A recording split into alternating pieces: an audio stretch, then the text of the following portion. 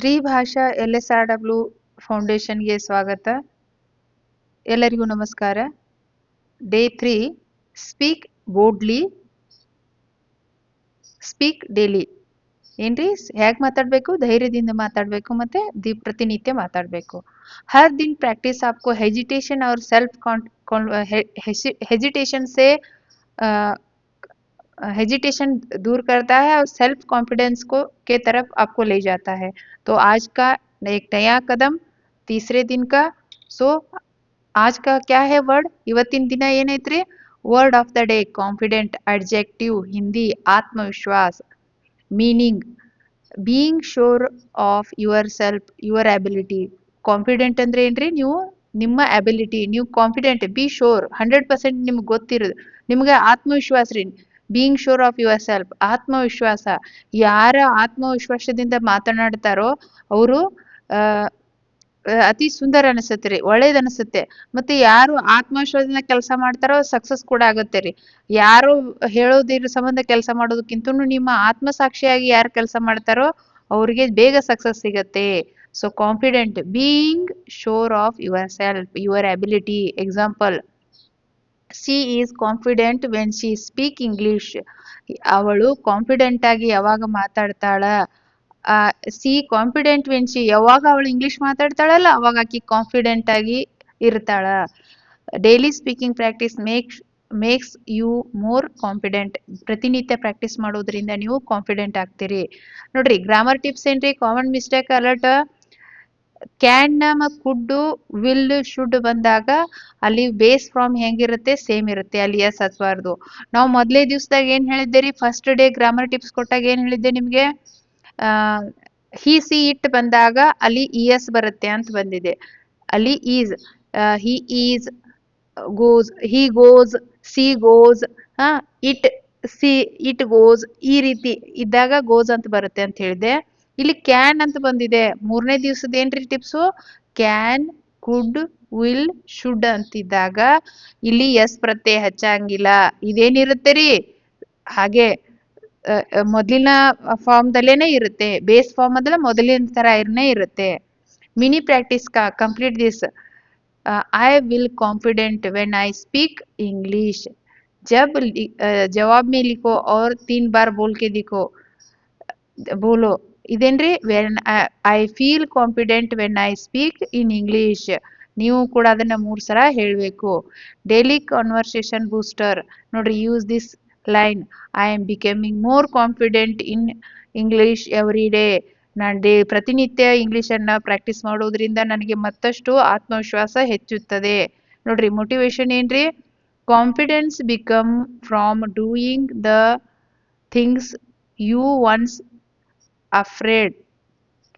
Confidence come from doing the things you once afraid. जो डर लगता है, जो डर लगता था वही आज आपकी ताकत बन सकता है. लेकिन कंडीशन ये है कि आपको रोज बोलना चाहिए. ಯಾವ್ದಾಗ ಕಾನ್ಫಿಡೆನ್ಸ್ ಬರ್ತೈತ್ರಿ? ಯಾವ ವಿಷಯದಾಗ ನೀವು ಅನ್ಸುತ್ತಿರ್ತೀರಲ್ಲ ಅದ್ರಾಗ ನಿಮಗೆ ಕಾನ್ಫಿಡೆನ್ಸ್ ಬರ್ತೈತಿ, ಯಾವಾಗ ನೀವು ಪ್ರತಿನಿತ್ಯ ಆ ಕೆಲಸ ಮಾಡೋದ್ರಿಂದ. Speaking today learn forever. हर दिन बोलिए, इंग्लिश को आपके फ्यूचर में की चाबी है. ಏನ್ರಿ? Speak today learn for ever. ಇವತ್ತು ಮಾತಾಡಿದ್ರಿ ಅಂದ್ರೆ ಮುಂದಿನ ಭವಿಷ್ಯದಲ್ಲಿ ನಿಮಗೆ ಅದು ಫ್ಯೂಚರ್ದಲ್ಲಿ ನಿಮಗೆ ಒಂದು ಯಶಸ್ಸಿನ ಕೀಲಿ ಆಗಿರುತ್ತೆ. ಸೊ ನೋಡ್ರಿ, ಇಲ್ಲಿ ಬೇಸಿಕ್ ಡೈಲಿ ಏನ್ರಿ? Basic daily sentence. I wake up early, I brush my teeth, I take a bath, I eat breakfast. I wake up early ಅಂದ್ರೆ ಏನ್ರಿ? मैं जल्दी उठता हूँ. I brush my teeth, ನಾನು ಹಲ್ಲನ್ನು ತಿಕ್ಕುತ್ತೇನೆ. मैं brush करता हूँ. I take bath, मैं स्नान करता हूँ. I eat breakfast, मैं ब्रेकफास्ट खाता हूँ.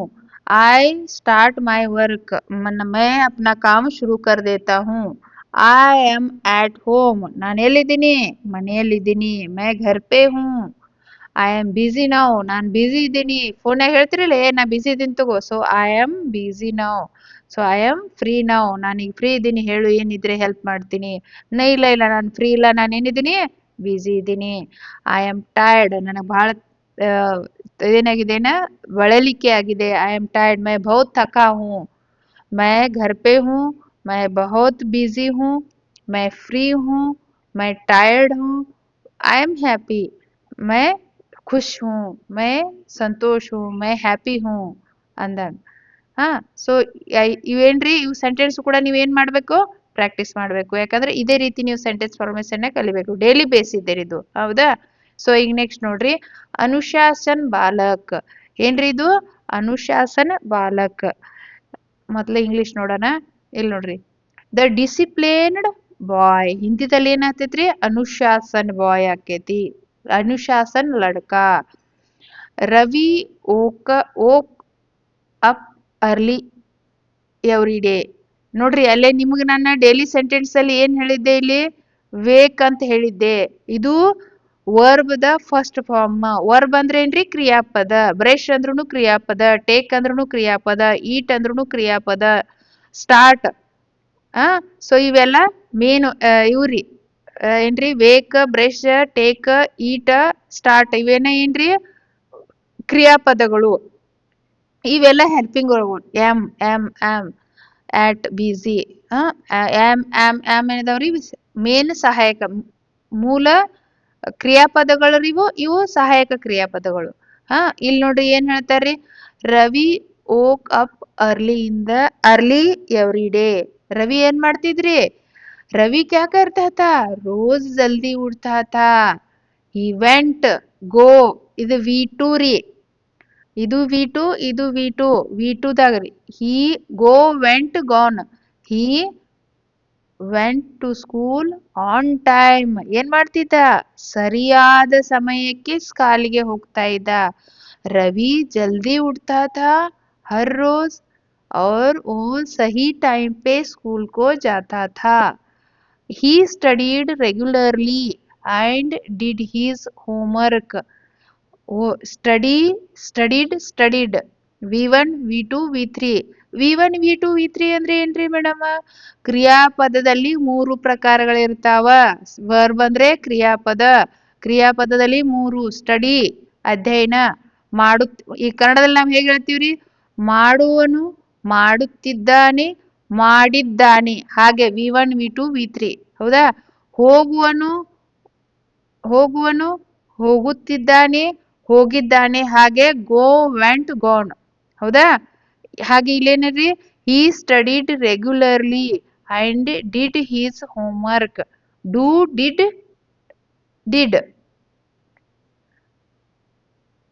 he studied regularly. वो क्या करता था? हर दिन स्टडी अध्ययन करता था. did he regularly ಏನ್ರಿದು? ರೆಗ್ಯುಲರಿ ಪ್ರತಿನಿತ್ಯ. ಡಿಡ್ ಹೀಸ್ ಹೋಮ್ವರ್ಕ್ ಪ್ರತಿನಿತ್ಯ ಏನ್ ಮಾಡ್ತಾ ಇದ್ದ? ಅವನ ಹೋಮ್ವರ್ಕ್ ವನ್ನ ಮಾಡ್ತಾ ಇದ್ದ. He listen to his teacher in the class. He listen to his teacher in class. Teacher ಹೇಳುವಂತ ರವಿ ಏನ್ ಮಾಡ್ತಾ ಇದ್ರಿ? रवि हर दिन जो टीचर बताते थे वो हर काम करता था स्कूल में. he kept listened, studied, go went gone, woke up, wake woke. ಆಮೇಲೆ ಇದು ಕೀಪ್ kept ರೀ. he kept his book neat and clean. ಏನ್ ಮಾಡ್ತಾ ಇದ್ರಿ? ಅವನು ತನ್ನ ಬುಕ್ಗಳನ್ನ ನೀಟ್ ಅಂಡ್ ಕ್ಲೀನ್ ಆಗಿ ಇಡ್ತಾ ಇದ್ದ. ಈ ಕೆಪ್ಟ್ ಇಡ್ತಾ ಇದ್ದ. ಇದೆಲ್ಲ ಏನ್ ಹೇಳ್ತೇನ್ರಿ? ನಾನು ಕತಿ ಹೇಳತ್ತೀನಿ ಅಂದ್ರೆ ಅವ ಆಲ್ರೆಡಿ ಇದ್ದ ಅಂದ್ರೆ ನಾನು ಭೂತಕಾಲದಾಗಿಂದ ಹೇಳತ್ತೀನಿ. ಅದಕ್ಕೆ ಅಲ್ಲಿ ಏನ್ ಬರತಾವ್ರಿ? V2 ಬರತಾವ. ಪ್ರೆಸೆಂಟ್ನಾಗ ಇದ್ರ ಅದೇನಾಗ್ತಿತ್ರಿ? V1 ಫಾರ್ಮ್ ದಾಗ ಇರ್ತಿತ್ತು. he kept his book neat and clean. ಏನ್ ಮಾಡ್ತಾ ಇದ್ದ ಅವನು? ಪ್ರತಿನಿತ್ಯ ತನ್ನ ಬುಕ್ಗಳನ್ನ, ಒಂದ್ ಕಡೆ ಬುಕ್, ಒಂದ್ ಕಡೆ ಬ್ಯಾಗ್, ಒಂದ್ ಕಡೆ ಪೆನ್ ಒಗಿತಿರ್ಲಿಲ್ಲ. ಆತ ಏನ್ ಮಾಡ್ತಿದ್ದ? he kept his books neat and clean. So ನೋಡ್ರಿ ಏನ್ರಿ? ओ रवि हर दिन क्या करता था? अपने बैग और बुक को एक जगह पे सही से रखता था. Ravi worked hard and got top marks. ನೋಡ್ರಿ, ವರ್ಕ್ಡ್ ಬಂತು. ಇಲ್ಲಿ ವರ್ಕ್ ಅಂತಂದ್ರೆ V1 ಆಗ್ತಾ ಇತ್ತು. ಇಲ್ಲಿ ಗಾಟ್ ಅಂತ ಬಂದಿದೆ. Get got. ಏನಾಗ್ತಿದ್ರಿ ಇಲ್ಲಿ? ವರ್ಕ್. ವರ್ಕ್ಡ್ ಅವ ಏನ್ ಮಾಡ್ತಾ ಇದ್ದ, ಪರಿಶ್ರಮಿ ಆಗಿದ್ದ. Got A top marks, get got ಸಿಗ್ತಾ ಇತ್ತು, ಒಳ್ಳೆಯ ಅತ್ಯುನ್ನತ ಅತಿ ಉತ್ತಮ ಮಾರ್ಕ್ಸ್ಗಳು ಅವನಿಗೆ ಸಿಗ್ತಾ ಇತ್ತು. Ravi worked hard and got top marks. Everyone praised him, praised him, ಎಲ್ಲರೂ ಏನ್ರಿ PRIST ಅಂದ್ರೆ ಏನ್ರಿ ಹೊಗಳ್ತಿದ್ರು. Everyone praised him, rise praised him, ಗೊತ್ತೈತ್ರಿ? ಎವ್ರಿ ಒನ್ ಪ್ರಸೈಡ್ ಹಿಮ್ ಏನ್ ಮಾಡ್ತಾ ಇದ್ರು, ಹೊಗಳ್ತಾ ಇದ್ರು. So moral of the story ಏನ್ರಿ, discipline is the key of success. Discipline is the key of success. ಯಾರಾದ್ರೂ ನೀವು ಪ್ರತಿನಿತ್ಯ, ಯಾರ್ಯಾರು ಪ್ರತಿನಿತ್ಯ ಓದುವುದು, ಬರೆಯುವುದು, ಗುರುಗಳು ಹೇಳಿದ ಮಾತು, ಮನೆಯಲ್ಲಿ ತಾಯಂದಿರು ಹೇಳಿದ ಮಾತುಗಳನ್ನ, ಯಾರು ಮನೆಯಲ್ಲಿರುವಂತ ಹಿರಿಯರು ಹೇಳಿದಂತ ಮಾತುಗಳನ್ನು ಪ್ರತಿನಿತ್ಯ ಕರೆಕ್ಟ್ ಆಗಿ ಮಾಡ್ತಾರೋ ಅವರ ಸಕ್ಸಸ್ಸು ಕಟ್ಟಿಟ್ಟ ಬುತ್ತಿ. Discipline is the key of success. ಇಲ್ಲಿ ನೋಡ್ರಿ ಹಿಂದಿ ಏನ್ ಹೇಳ್ತಿದ್ರಿ, ಸೇಮ್ ಹಿಂದಿ ಇದು ಕನ್ನಡ, ಹಿಂದಿ ಕನ್ನಡ ಇಂಗ್ಲಿಷ್ ಇದನ್ನೇ ಇಲ್ಲಿ ಹಿಂದಿದಾಗೆ.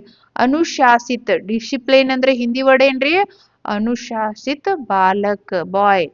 रवि रोज सुबह जल्दी उठता था, वह समय पर स्कूल जाता था. ಪ್ರತಿನಿತ್ಯ ಬೇಗ ಹೇಳೋದ್ರ ಜೊತೆಗೆ ಏನ್ ಮಾಡ್ತಾ ಇದ್ರಿ ಅವನು, ಕರೆಕ್ಟ್ ಟೈಮ್ ಸ್ಕೂಲ್ ಹೋಗ್ತಾ ಇದ್ದ. ಆನ್ ಟೈಮ್, ಸರಿಯಾದ ಸಮಯದಲ್ಲಿ ಹೋಗುವುದು ಕೂಡ ಅಷ್ಟೇ ಮಹತ್ವದಾಗಿದೆ ರೀ. वह नियमित पढ़ाई करता और होमवर्क करता. नियमित पढ़ाई अध्ययन ಮಾಡ್ತಾ ಇದ್ದ, ಹೋಮ್ವರ್ಕ್ ಕೂಡ ಮಾಡ್ತಾ ಇದ್ದ.